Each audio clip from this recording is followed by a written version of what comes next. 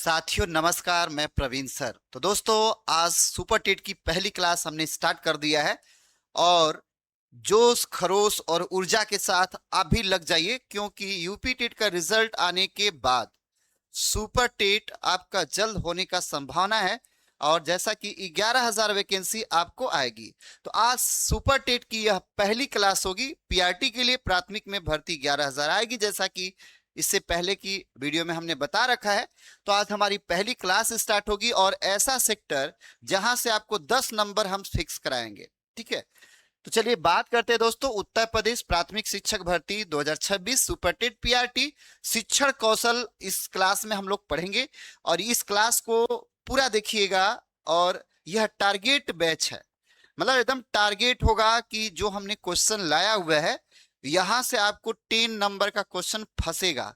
उलूल जुलूल की बात नहीं और नो बकवास, सीधी बात वाली बात है। काम बोलता है, जैसा कि आप जानते हैं। तो यहां से आपको फैक्ट वही प्रश्न हम आपको देने जा रहे हैं। टारगेट क्वेश्चन पेपर होगा ये। ठीक है, तो 10 नंबर आपका शिक्षण कौशल सुपर टेट में आएगा भैया। और इस 10 क्वेश्चन में अगर देखा जाए तो बहुत से ऐसे लोग हैं जो शिक्षण कौशल जिनको आज भी तैयार नहीं है, जिनका शिक्षण कौशल बहुत कमजोर है और जिनको शिक्षण कौशल के बारे में जानकारी ही नहीं है, वहां तक उनकी मटेरियल उन तक पहुंचता नहीं सही। तो यह आज क्वेश्चनों का, टारगेट क्वेश्चनों का यह सीरीज होगा, क्लास होगी। इसको पूर्ण रूप से जरूर देखिएगा। इसके बाद हम डिस्क्रिप्टिव क्लास चलाएंगे और क्वेश्चन पेपर लेके आते रहेंगे। तो चलिए, चैनल पर अगर आप नए होंगे तो सब्सक्राइब करके जरूर जुड़ने का प्रयास करिएगा। ठीक है, स्टार्ट करते हैं एक महत्वपूर्ण क्वेश्चनों की श्रृंखला। ठीक है, शिक्षण कौशल। ठीक है, और हमारे चैनल के माध्यम से UP TET, C TET, super TET, PET, DSSB, TGT, PGT सब पढ़ाया जाता है। चलिए, तो आज की सीरीज के बारे में हम पढ़ते हैं और आज का क्लास है शिक्षण कौशल के बारे में और महत्वपूर्ण क्वेश्चनों की यह श्रृंखला होगी। सबसे बड़ी बात यह है कि शिक्षण कौशल में पकड़ किसी की हो नहीं पाती और शिक्षण कौशल जल्दी समझ में आता नहीं और लोगों के पास मटेरियल उपलब्ध नहीं है। लेकिन फिलहाल हम प्रयास करेंगे कि आप हमसे जुड़े हैं तो सफलता जरूर मिलेगी। चलिए, तो आज क्वेश्चनों पे बात करते हैं। क्वेश्चन की प्रकृति कैसी होती है यह समझ लेना जरूरी है। इसके बाद हम डिस्क्रिप्टिव पे पढ़ेंगे, क्योंकि अगर जब क्वेश्चन आप पढ़ लेंगे तब आपको डिस्क्रिप्टिव पढ़ेंगे तो समझ में आएगा कि हाँ। तो जैसे महादेवी वर्मा ने कहा है कि सुख से पहले दुख का होना बड़ा जरूरी है, तो इसलिए हमको बेहतर पढ़ाई के लिए पहले क्वेश्चनों का होना जरूरी है। तो चलिए फोकस करते हैं। करा शिक्षण सिद्धांतों में निहित है। शिक्षण का व्यवहार, छात्र का व्यवहार, शिक्षक का व्यवहार, उपयुक्त सभी। ठीक, यहां पे दिया है शिक्षण का व्यवहार। बिल्कुल, शिक्षण कैसा हो, मतलब शिक्षण आसान हो। बहुत से शिक्षक ऐसे होते हैं भैया जो पढ़ाते तो जरूर हैं, लेकिन उनकी भाषा बच्चों को समझ में ही नहीं आती। वो पढ़ा भी जाते हैं, चैप्टर खत्म भी हो जाता है, सिलेबस भी खत्म हो जाता है, लेकिन बच्चे को समझ में नहीं आता।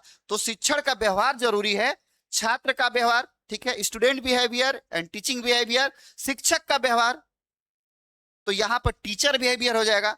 तो शिक्षण सिद्धांतों में निहित है। शिक्षण के सिद्धांतों में सभी निहित है। शिक्षण के सिद्धांतों में क्या भैया, सब निहित है। शिक्षण का व्यवहार भी है, छात्र का व्यवहार, शिक्षक का व्यवहार, उपयुक्त सभी सही है, अर्थात ऑप्शन डी आपका सही हो जाएगा। ऑप्शन डी आपका सही हो जाएगा।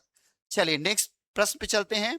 करा कि शिक्षण का संबंध होता है अधिगम से, अभिभावकों से, विद्यालय से, राज्य से। सबसे पहले ये जानिए कि अगर हम शिक्षण कर रहे हैं या हम पढ़ रहे हैं, पढ़ा रहे हैं, पढ़ाने वाला भी सीख रहा होता है और पढ़ने वाला तो ऑलरेडी सीख रहा होता है। दोनों सीख रहे होते हैं और सीखने की प्रक्रिया को क्या कहा जाता है, अधिगम कहा जाता है। ठीक है, यही उत्तर है भैया। बहुत आसान, कंसेप्ट क्लियर है तो शिक्षण कौशल में आप 10 नंबर में 10 नंबर लाएंगे, 10 प्रश्नों का 10 नंबर। ठीक है, ये सबसे भारी सेक्टर्स आपके सुपर टेट में पड़ जाता है, जो कि लोगों का कंसेप्ट क्लियर नहीं हो पाता। चलिए नेक्स्ट प्रश्न में ध्यान देते। करा कि शिक्षण अधिगम सिद्धांत नहीं है। भैया कह रहा कि शिक्षण अधिगम सिद्धांत नहीं है, मतलब शिक्षण अधिगम के सिद्धांत हैं, इसमें से कोई सिद्धांत ऐसा है जो नहीं है, बाकी सब है।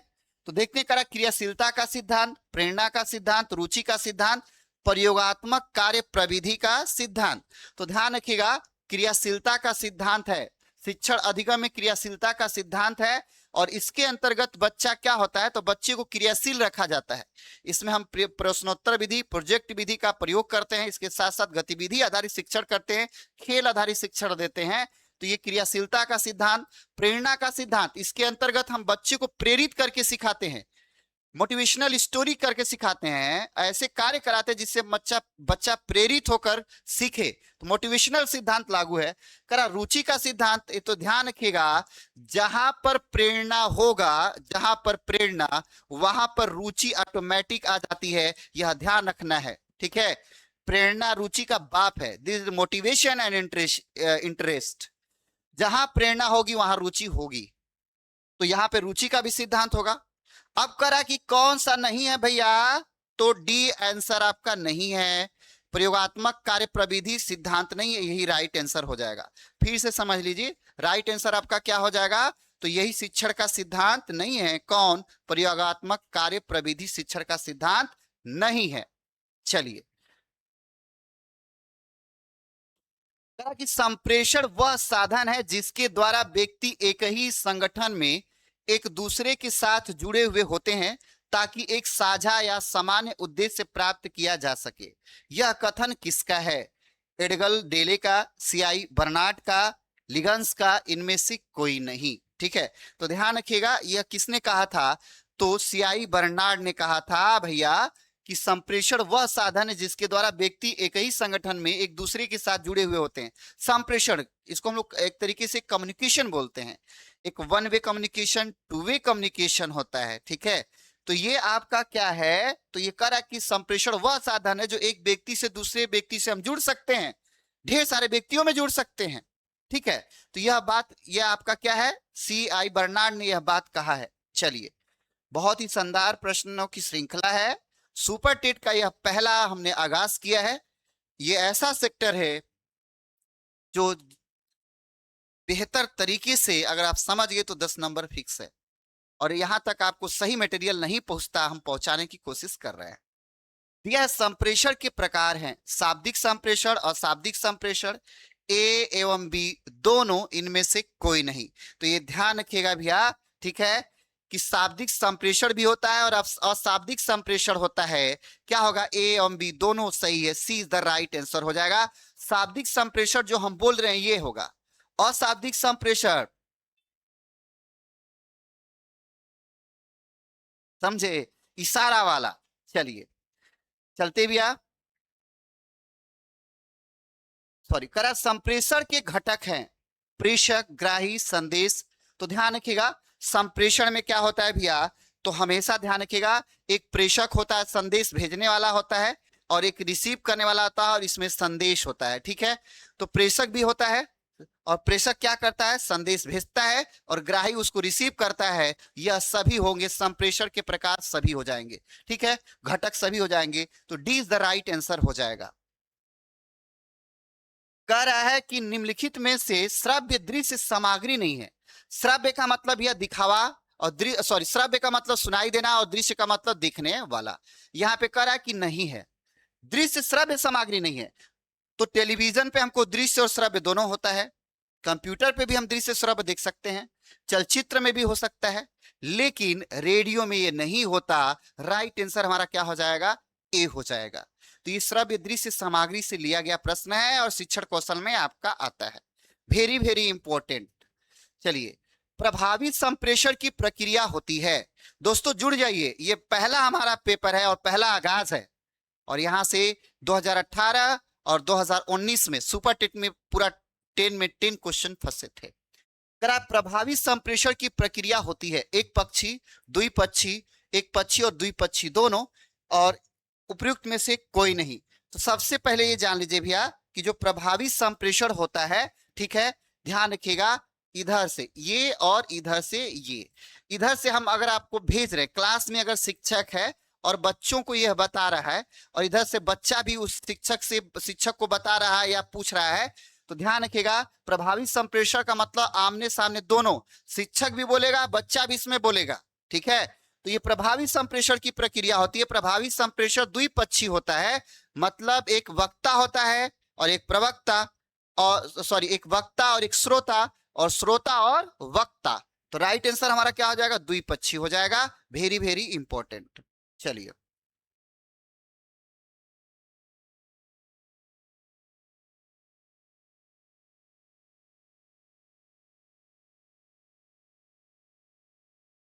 करा शिक्षण प्रक्रिया के पक्ष हैं शिक्षार्थी, शिक्षक, पाठ्य वस्तु, ये सभी। तो ध्यान रखिएगा, जॉन डीवी ने कहा है कि शिक्षण त्रिध्रुवी होता है, त्रिध्रुवी होता है, ठीक है। तो ये आपका क्या हो गया भैया, शिक्षक हो गया, और ये आपका क्या हो गया भैया, तो पाठ्य वस्तु हो गई, क्या हो गई, पाठ्य वस्तु हो गई, और ये आपका क्या हो गया, तो बालक हो गया। इसको हम लोग अधिगम कर्ता भी यहाँ पे लिख सकते हैं, यहाँ पे अधिगम कर्ता भी लिख सकते हैं, ठीक है। तो ध्यान रखिएगा, तो क्या है, शिक्षार्थी अर्थात बालक, शिक्षक, और यहाँ पे पाठ्य वस्तु क्या है, शिक्षण प्रक्रिया के पक्ष हैं। तो ये D is the right answer हो जाएगा, सभी हो जाएगा, ठीक है, सभी हो जाएगा, ध्यान रखिएगा। Very very important. और इस बात को किसने कहा था, तो शिक्षण त्रिध्रुवी प्रक्रिया होती है, जिसको जॉन डीवी ने कहा था, ठीक है। चलिए नेक्स्ट प्रश्न पे चलते भैया। करा कि शिक्षण सिद्धांत अधिनियम है, ठीक है, शिक्षण सिद्धांत अधिनियम है, शिक्षण सिद्धांत अधिनियम है, ठीक है। शिक्षण सिद्धांत अधिनियम है, अभ्यास, क्रियाशीलता, प्रत्यक्षीकरण, यहाँ पे होगा प्रत्यक्षीकरण हो जाएगा, सॉरी, यहाँ पे प्रत्यक्षीकरण हो जाएगा, ये सभी शिक्षण सिद्धांत का अधिनियम है। अधिनियम का मतलब क्या, तो शिक्षण सिद्धांत में शामिल है। तो ध्यान रखिएगा, शिक्षण सिद्धांत में सभी शामिल है। ये आपका अभ्यास भी शिक्षण सिद्धांत में शामिल है, क्रियाशीलता भी शिक्षण सिद्धांत में शामिल है, प्रत्यक्षीकरण, परसेप्शन इसको बोलते हैं, परसेप्शन। अगर क्लास में शिक्षक पढ़ा रहा है और बच्चा उसकी बातों को और मटेरियल को ध्यान से देख रहा है और सुन रहा है, तो यह उसका परसेप्शन है। और जैसे ही उसका प्रत्यक्षीकरण हुआ, उसको तैयार हो गया मैटर। लेकिन ध्यान पता चले कि बैठा स्कूल में है, ध्यान कहीं और है, तो मामला गड़बड़, तो वहां पे परसेप्शन नहीं होगा।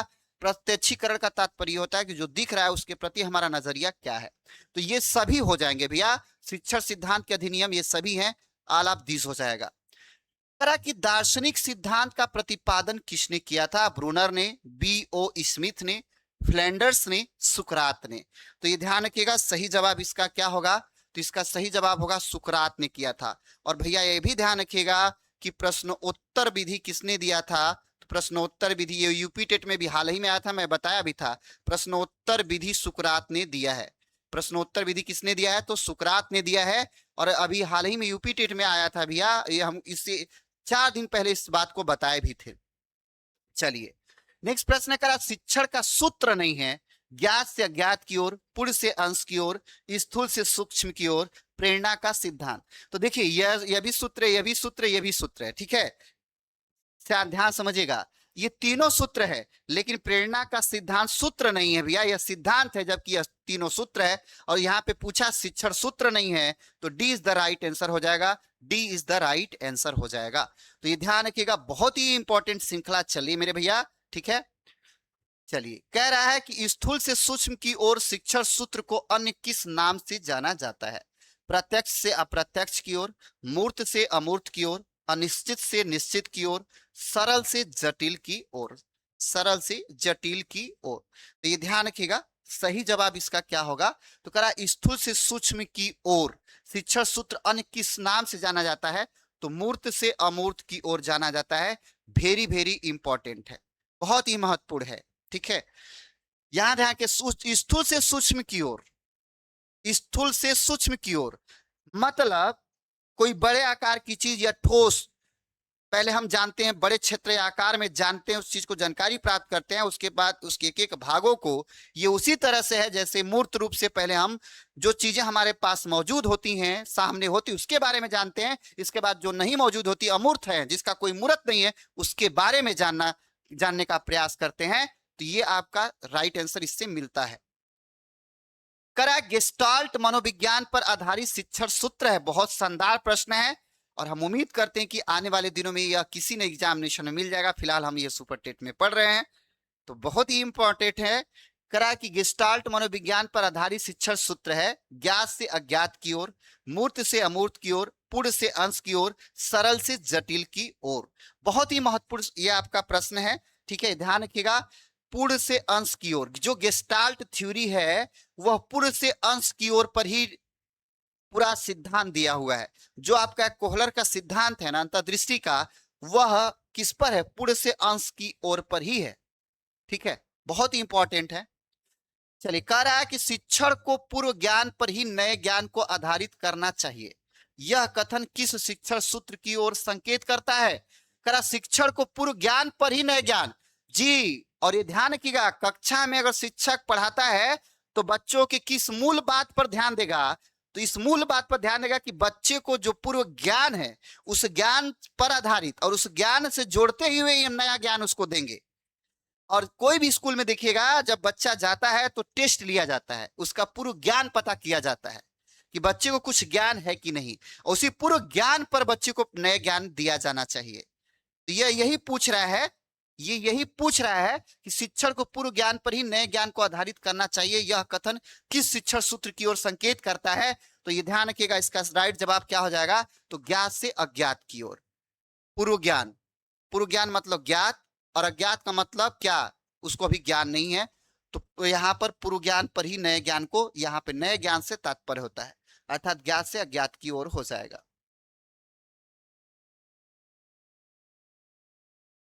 चलिए, कह रहा है, नेक्स्ट प्रश्न है, कह रहा है कि शिक्षण सूत्र पथ प्रदर्शन करते हैं जिनमें सिद्धांत से व्यवहार में सहायता के लिए अपेक्षा की जाती है।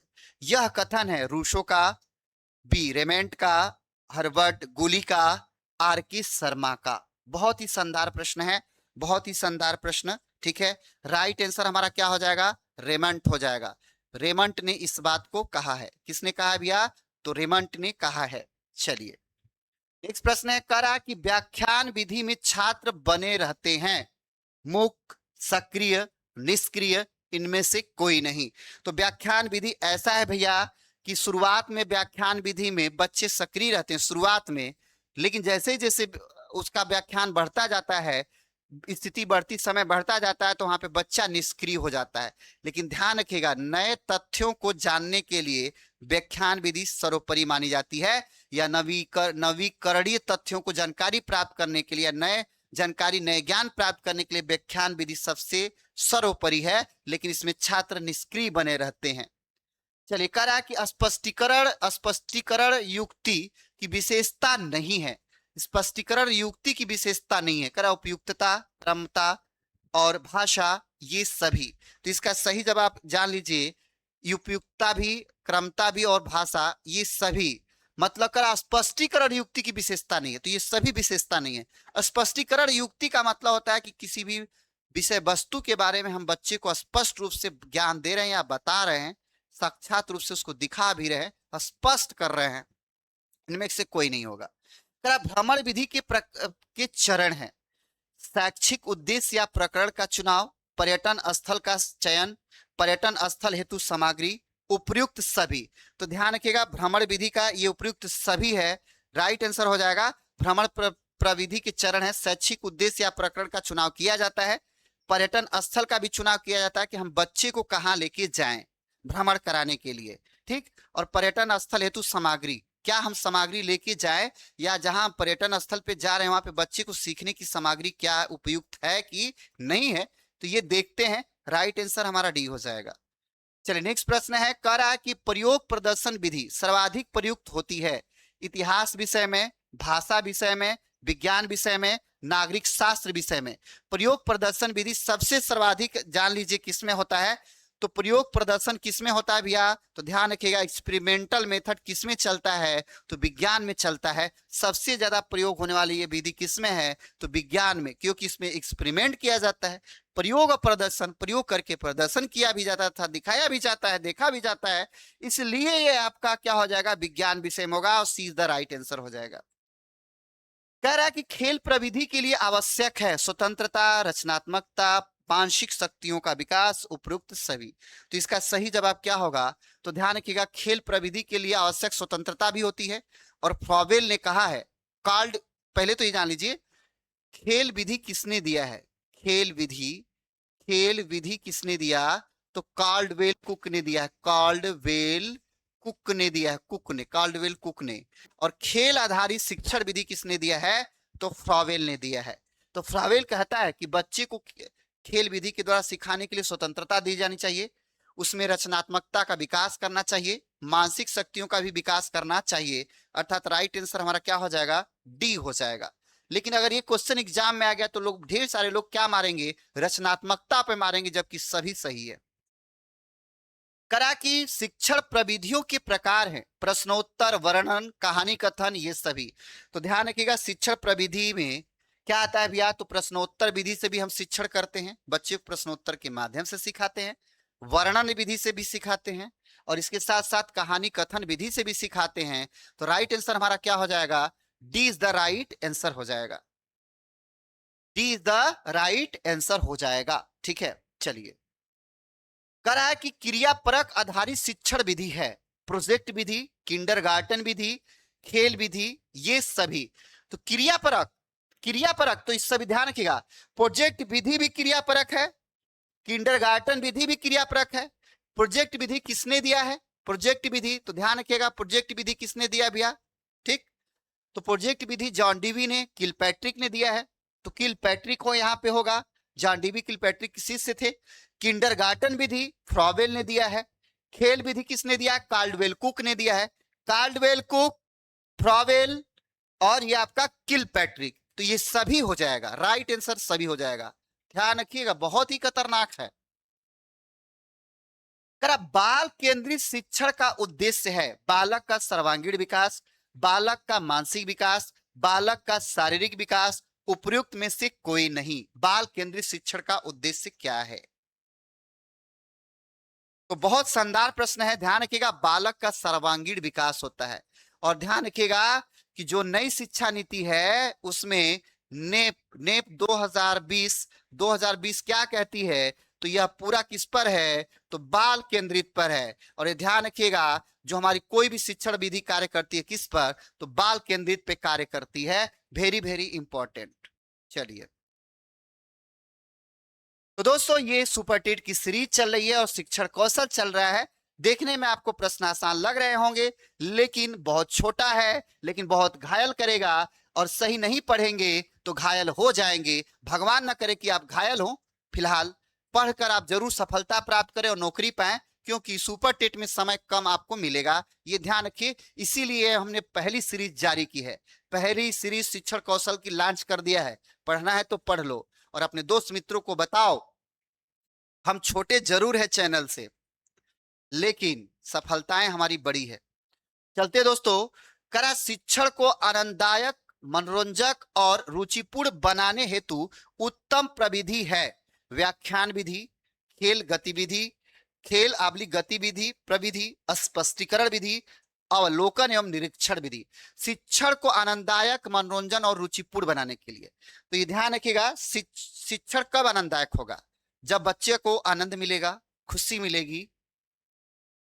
तो आप समझ सकते हैं, खेल या गतिविधि प्रविधि बच्चे को तभी हो सकता है जब इसमें आनंद, मनोरंजक और रुचि भी आता है।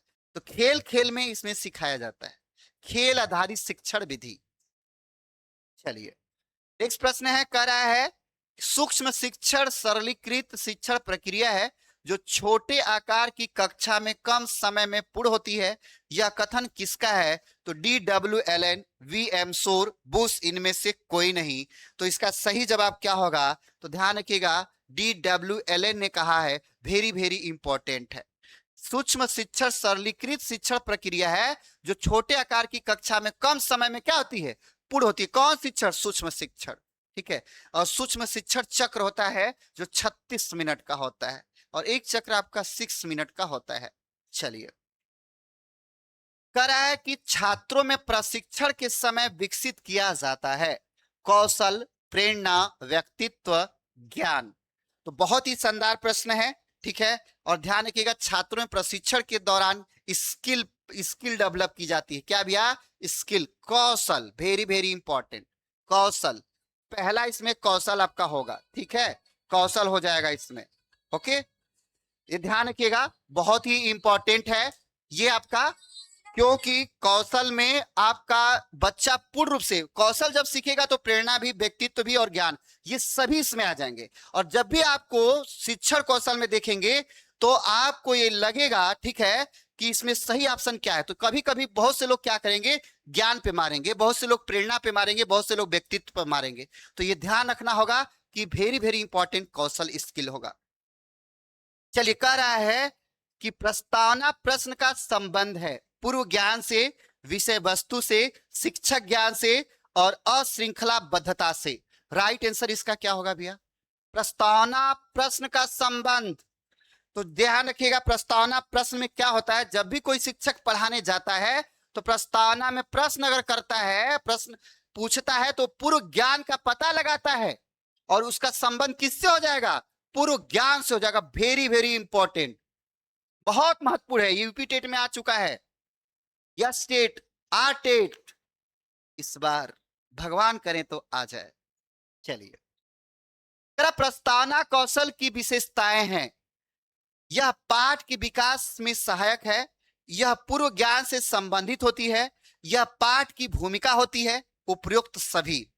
तो ध्यान रखिएगा, प्रस्तावना कौशल की विशेषता, यह पाठ के विकास में सहायक होता है, यह पूर्व ज्ञान से संबंधित भी होती है, यह पाठ की भूमिका भी होती है, उपयुक्त सभी, सब सही है। Very very important, D is the right answer हो जाएगा। चलिए, शिक्षक को प्रश्नों का निर्माण करना चाहिए स्वयं द्वारा, दूसरों से, छात्र सहभागिता से, उपयुक्त में से कोई नहीं। शिक्षक को प्रश्नों का निर्माण करना चाहिए, तो स्वयं द्वारा, दूसरों से, छात्र सहभागिता से, उपयुक्त में से कोई नहीं। तो राइट आंसर आपका क्या होगा भैया? ध्यान रखिएगा, तो शिक्षक को प्रश्नों का निर्माण करना चाहिए, स्वयं द्वारा करना चाहिए। लेकिन आजकल के शिक्षक और आयोग भी एआई माध्यम से प्रश्न बनवा रहा है, जिसमें बच्चा फंस जा रहा है और एआई थोड़ा गलत सलत भी शब्द लिख देता है, उसको सुधार करना होता है। और दूसरों से कुछ लोग तो टू कॉपी करते हैं। तो जी, एग्जाम माइंड चैनल पे टू कॉपी नहीं मिलेगा, यहाँ पे जो जारी हो गया वो एग्जाम में आएगा, नो मैचिंग। और मैं आपको थंबनेल में लिखा हूं कि कहीं नहीं मिलेगा ऐसा, तो बिल्कुल नहीं मिलेगा ऐसा। छोटे जरूर है लेकिन हौसले ऊंचे हैं। छात्र सहभागिता से ले तो पेपर वे ना आउट हो जाए भाई, का मतलब पेपर बनैला का। राइट आंसर क्या होगा? स्वयं के द्वारा। तो दोस्तों 94, 55, 17, 78, 73 अधिक जानकारी के लिए पीआरटी की अगर आप तैयारी करते हैं, पीआरटी की तैयारी में करना चाहते हैं, तो आप इस नंबर पे संपर्क कर सकते हैं, नोट्स प्राप्त कर सकते हैं। चैनल को सब्सक्राइब कर लीजिए और जल्द ही हमारा कोर्स लॉन्च होने वाला है। बहुत सस्ते रुपए में, बहुत कम पैसे में कोर्स लॉन्च करने वाले हैं और 100% सफलता हम देंगे, नहीं तो पैसा भी वापस कर देंगे, हम उसमें के इंसान हैं। Thank you so much. हमारे स्टूडेंट जो ऑफलाइन पढ़े हैं वो अच्छे तरीके से जानते हैं, हमें और कुछ बोलने की जरूरत नहीं है। तो ये क्लास थी भैया, अगर क्लास पसंद आई होगी तो जरूर चैनल पर बने रहिएगा। फिलहाल मिलते हैं नेक्स्ट क्लास में, तब तक के लिए थैंक यू सो मच, धन्यवाद, नमस्कार।